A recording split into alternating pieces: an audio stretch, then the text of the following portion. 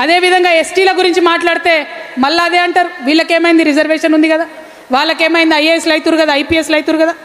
నిన్న మొన్న వచ్చిన రిపోర్ట్ చెప్తుంది బాధాకరం, 99% 99% STs are poorest than the poor people.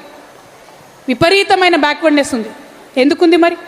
రిజర్వేషన్లు వచ్చే, ఉద్యోగాలు వచ్చే, ఎందుకుంది బ్యాక్వర్డ్నెస్?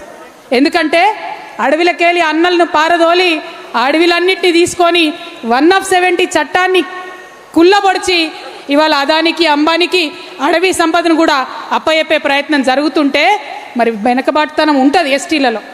ఆ ఎస్టీలలో, ఆదివాసీ బిడ్డలలో, ఆ గిరిజనులలో, మా ఎరకల సోదరులో, మా లంబాడ సోదరులో వాళ్ళలో ఉన్న వెనకబాటుతనాన్ని నిర్మూలిస్తామని అలా ప్రతిజ్ఞ చేయాలని మా టీఆర్ఎస్ శ్రేణులందరినీ కూడా నేను కోరుతా ఉన్నా. ఎస్సీ మిత్రుల గురించి ఒకసారి ఆలోచించండి.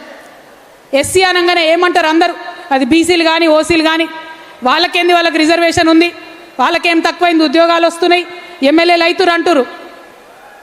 కానీ ఏదన్నా పండగ వస్తే ఒక దళిత కుటుంబాన్ని పిలిచి మన ఇంట్లో కూర్చోబెట్టుకొని ఎప్పుడన్నా భోజనం చేయించినామా? అటువంటి హృదయ పరివర్తన జరిగిందా? డెమోక్రసీలో అందరం ఒకటే అనుకుంటున్న మనం అటువంటి ఆలోచన ఎప్పుడన్నా చేసినామా? ఒక్కసారి దయచేసి ఆలోచన చేయండి.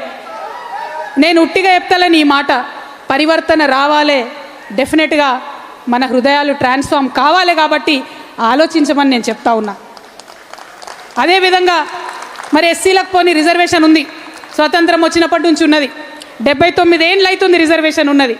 కానీ నిన్నగాక మొన్న మన తెలంగాణలో వచ్చిన రిపోర్ట్లో 97% మంది దళిత కుటుంబాలు అత్యంత వెనుకబాటులో ఉన్నారని చెప్తున్నారు. ఎందుకు జరుగుతుంది ఇట్లా మరి?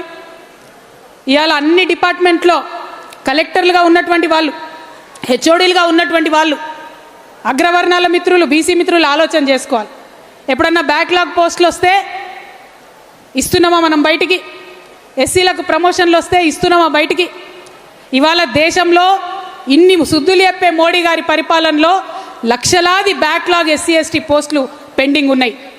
ఈ సామాజిక న్యాయ పోరాటంలో మనం సంకల్పం తీసుకుందాం, బ్యాక్లాగ్ ఉన్న ప్రతి ఎస్సీ ఎస్టీ పోస్టుని ఇచ్చేంత వరకు మనం పిడికిలెత్తి పోరాటం చేద్దాం.